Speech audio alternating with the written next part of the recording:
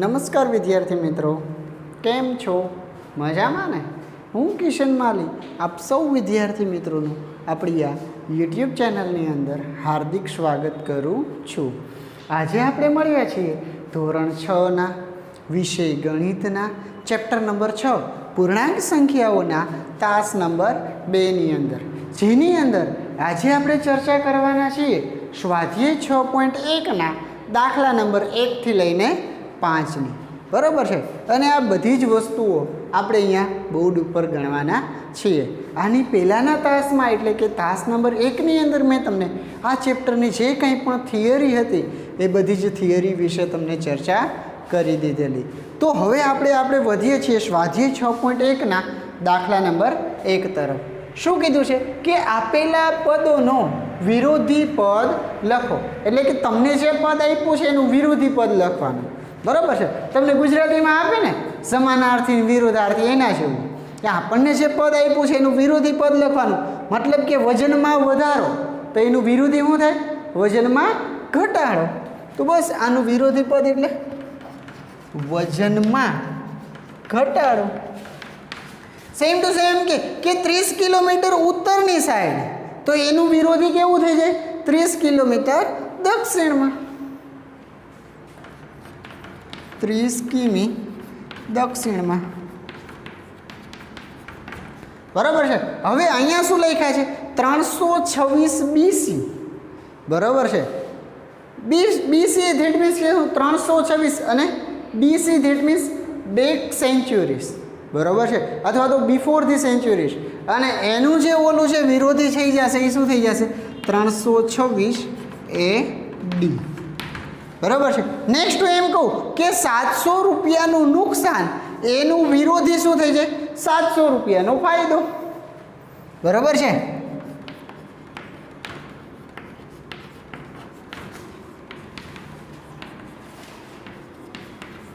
પછી શું કીધું છે કે દરિયાની સપાટીથી 1000 મીટર ઉપર તો એનું વિરોધી શું થઈ જશે? દરિયાની સપાટીથી 1000 મીટર નીચે.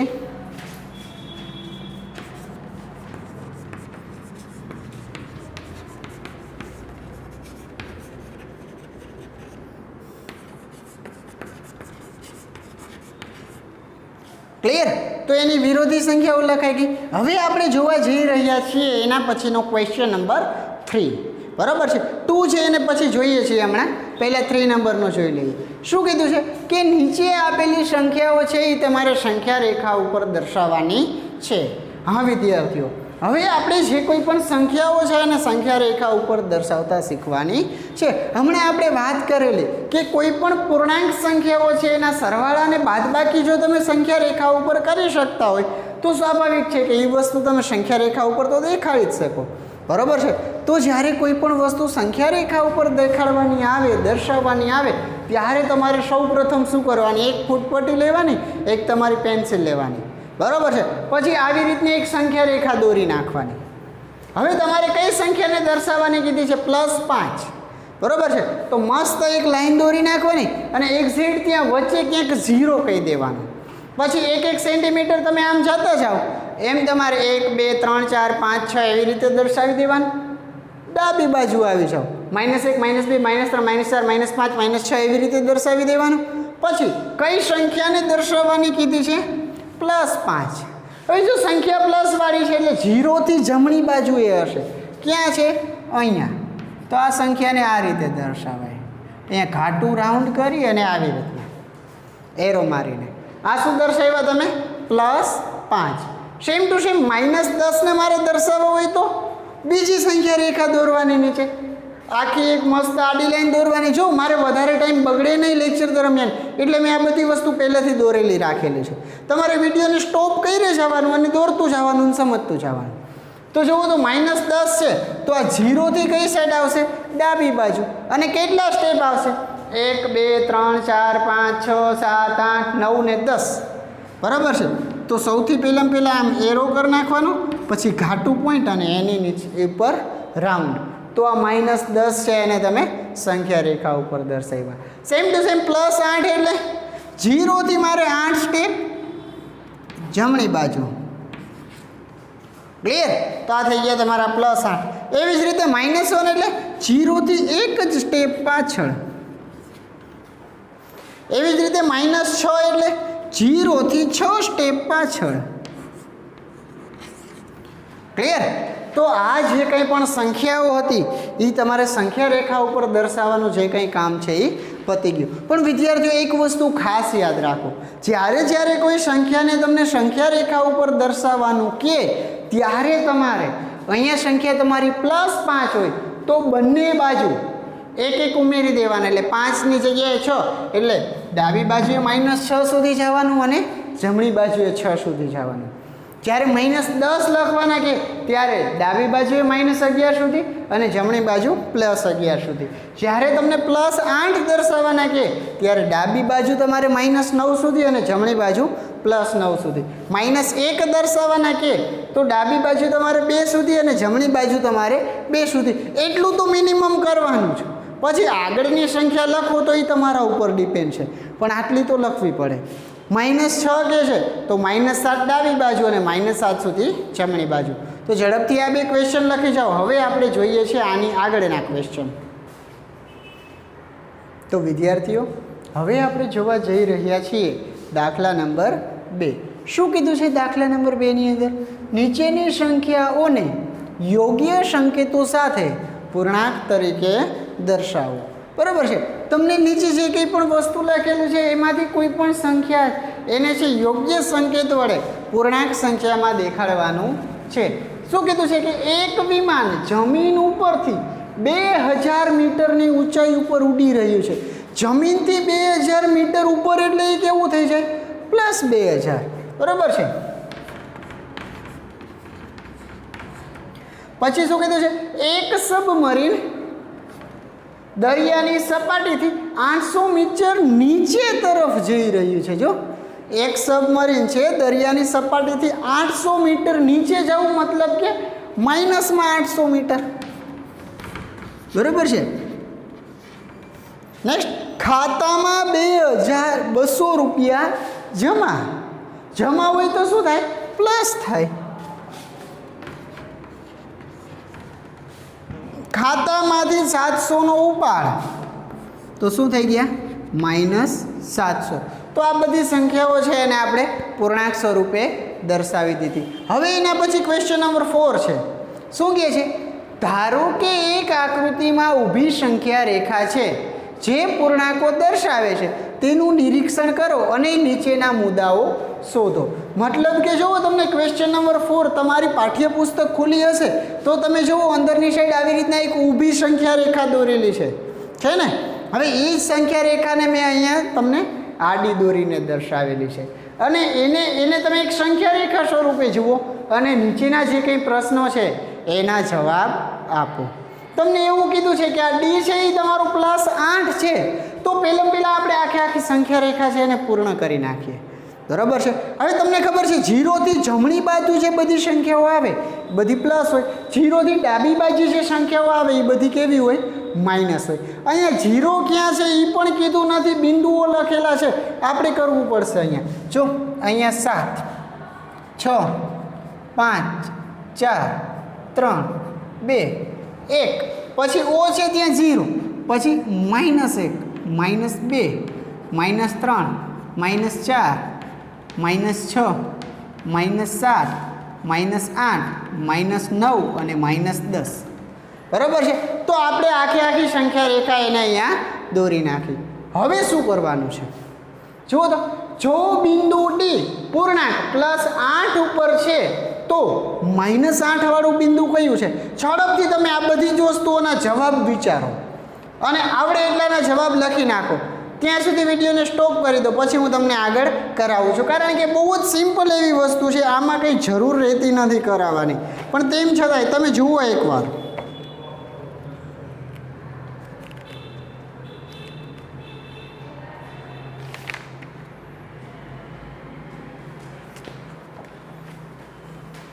તો શું કર્યું? થઈ ગયા તમારા પ્રશ્ન સોલ્વ. જોવો છે ને શું કીધું છે? જો બિંદુ ડી પૂર્ણાંક +8 ઉપર છે તો -8 વાળું બિંદુ કયું છે તમારું? જોવો છે ને આ આપણે સંખ્યા રેખા ઉપર દર્શાવી દીધું. કયું છે? એફ બિંદુ. શું કીધું છે? બિંદુ જી ઋણ પૂર્ણાંક છે કે ધન પૂર્ણાંક? બિંદુ જી જુઓ તો આ ઓ એટલે 0, અહીંયા તમારી સંખ્યા રેખા ઉપર ઓ આપેલો છે. એવું કીધું છે કે બિંદુ જી છે એ ઋણ પૂર્ણાંક છે કે ધન પૂર્ણાંક? જો એ ઓ છે એનાથી ડાબી બાજુ આવે તો ઋણ પૂર્ણાંક, ઓ થી જમણી બાજુ આવે તો ધન પૂર્ણાંક. આટલું આપણે એકદમ સહજતાથી કહી શકીએ.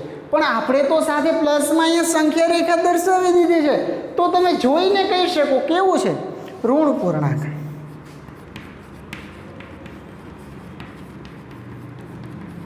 નેક્સ્ટ શું પૂછ્યું છે? બિંદુ બી અને ઈ ને સંગત પૂર્ણાંકો લખો. તો બિંદુ બી ને સંગત પૂર્ણાંક કોણ છે? બી એટલે કોણ છે? તમારા +4. ઈ ને સંગત પૂર્ણાંક કયો છે? -10. અને માઇનસ છે ને એને આમ કાઉન્સમાં રાખવા. પછી શું કીધું છે? આ સંખ્યા રેખા ઉપર નિર્દેશ કરો કે કયા બિંદુની કિંમત સૌથી ઓછી છે. જો સૌથી ઓછી કિંમત કોની હોય? સૌથી છેલ્લેનું બિંદુ હોય એની. બરાબર છે. હવે આલીકોર તો +8 છે અને આલીકોર કેવી છે? -10. જો તમે 0 થી જેમ જમણી બાજુ આગળ વધતા જશો એમ તમારી કિંમત મોટી મોટી મોટી મોટી એવી થતી જશે. 0 થી તમે ડાબી બાજુ જેમ આગળ આવતા જશો એમ તમારી કિંમત નાની નાની નાની એવી થતી જશે. તો આ છેડાનું બિંદુ કયું છે? ઈ. તો શું કીધું છે? કયા બિંદુની કિંમત સૌથી ઓછી છે? ઈ બિંદુની. તમામ બિંદુને મૂલ્યના ઘટતા ક્રમમાં ગોઠવો. જો આ તમને ઉપર જે કંઈ પણ બિંદુ આપ્યા છે બધાયને એના ઘટતા ક્રમમાં ગોઠવવાના છે. મતલબ કે પેલો સૌથી મોટા બિંદુનો અહીંયા મોટું બિંદુ છે એ લખી નાખો. એનાથી નાનું સી, એનાથી નાનું બી, એનાથી નાનું એ, એનાથી નાનું ઓ, એનાથી નાનું એચ, એનાથી નાનું જી, એનાથી નાનું એફ, એનાથી નાનું ઈ. તો સૌથી નાનું બિંદુ કયું થઈ ગયું? ઈ થઈ ગયું. અને સૌથી મોટું બિંદુ કયું થઈ ગયું?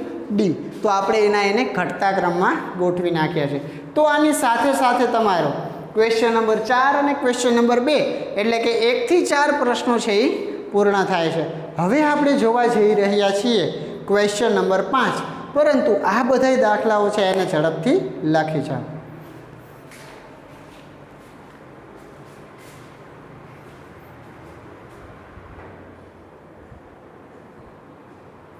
તો વિદ્યાર્થીઓ હવે આપણે સોલ્વ કરવા જઈ રહ્યા છીએ એના પછીનો દાખલા નંબર 5. શું કીધું છે કે વર્ષના એક ખાસ દિવસે ભારતમાં 5 સ્થળોના તાપમાનની યાદી નીચે પ્રમાણે છે કે ભાઈ એક સિયાચીન નામનું જે છે ત્યાં તાપમાન કેટલું છે? 0 થી 10 અંશ સેલ્સિયસ નીચું. બરાબર છે. હવે 0 થી 10 અંશ સેલ્સિયસ નીચું એટલે કેવું? -10. શિમલા છે એનું તાપમાન છે 0 થી 2 અંશ સેલ્સિયસ નીચું એટલે -2 અંશ સેલ્સિયસ.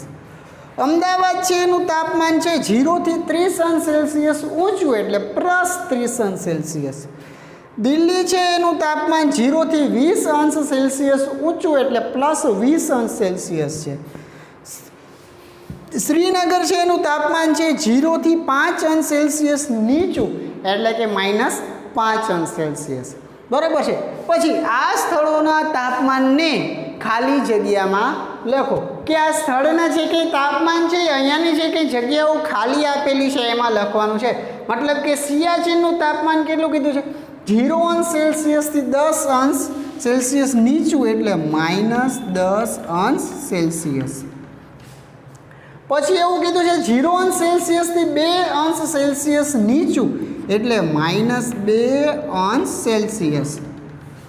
પછી તમને એવું કીધું છે કે 0 અંશ સેલ્સિયસથી 30 અંશ સેલ્સિયસ ઊંચું એટલે +30 અંશ સેલ્સિયસ.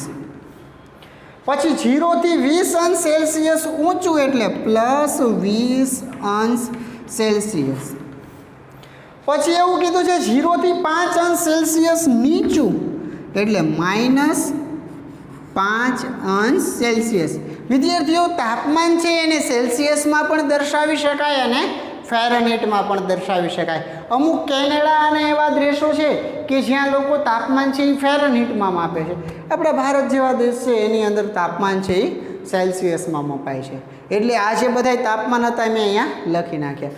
પછી શું કીધું છે કે અનસેલ્સિયસમાં તાપમાન દર્શાવતી સંખ્યા રેખા નીચે મુજબ છે. એટલે કે તમને નીચે આ જે સેલ્સિયસમાં તાપમાન દેખાડતી સંખ્યા રેખા છે એ આપેલી છે. આ પ્રશ્નો છે એને તમે ટેક્સ્ટ બુકમાંથી લખી લેજો.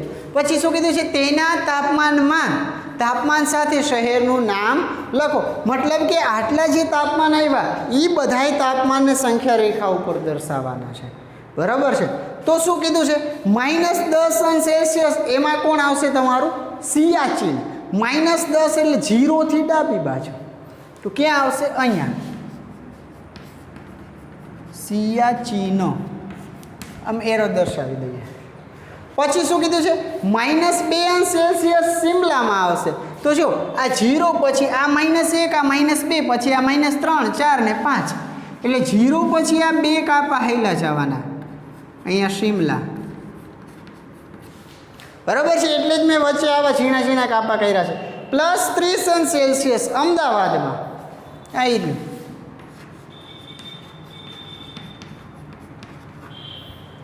પછી એવું કીધું છે કે +20 સેલ્સિયસ દિલ્હી આવી રહ્યું.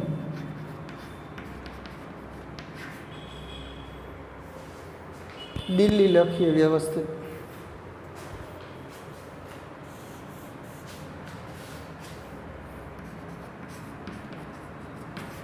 નેક્સ્ટ શું લખેલું છે કે 5 સેલ્સિયસ માઇનસમાં ક્યાં છે શ્રીનગર. એટલે એ અહીંયા આવી જશે શિમલા. પછી ખરેખર ત્યાં દર્શાવવાનું થાય પણ એનું નામ અહીંયા સમાય એમ નથી એટલે હું નીચે લખું છું શ્રીનગર. દેખાડી દીધા. તો જે સૌથી પહેલાં અહીંયા કોણ આવ્યું સૌથી વધારે અમદાવાદનું છે, એનાથી ઓછું દિલ્હીનું, એનાથી ઓછું શિમલા, એનાથી ઓછું શ્રીનગર ને એનાથી ઓછું સિયાચીન. હવે શું કીધું છે સૌથી ઠંડુ સ્થળ કયું છે જેનું તાપમાન સૌથી નીચું ગયું હોય એ સ્થળ સૌથી ઠંડુ હોય. કોણ છે સિયાચીન. પછી શું કીધું છે એવા સ્થળોના નામ લખો જેનું તાપમાન 10 સેલ્સિયસથી ઊંચું છે. આમાં 10થી ઊંચામાં કોણ કોણ આવે છે? એક દિલ્હી આવે છે અને એક તો અમદાવાદ આવે છે. તો અહીંયા લખીએ આપણે દિલ્હી. કેમ આમ થાય છે?